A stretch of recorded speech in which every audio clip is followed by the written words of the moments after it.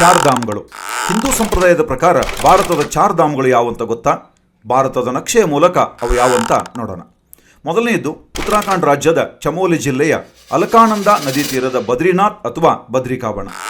ನರನಾರಾಯಣರ ತಪಸ್ಸಿನಿಂದಾಗಿ ಈ ಜಾಗ ಪವಿತ್ರವಾಗಿದೆ. ಇದೇ ಉತ್ತರಾಖಂಡ್ ರಾಜ್ಯದ ಹಿಂದೂಗಳ 4 ಪವಿತ್ರ ಯಾತ್ರಾ ಸ್ಥಳಗಳನ್ನು ಛೋಟಾ ಚಾರ್ ಧಾಮ್ ಅಂತ ಕೂಡ ಕರೆಯಲಾಗ್ತದೆ.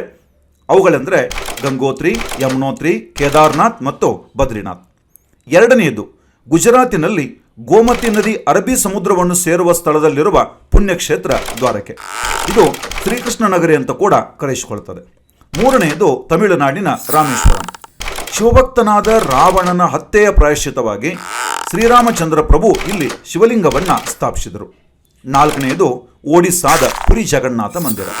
ಇಲ್ಲಿ ಕೃಷ್ಣನನ್ನು ಜಗನ್ನಾಥ ಅಂತ ಆರಾಧನೆ ಮಾಡಲಾಗ್ತದೆ.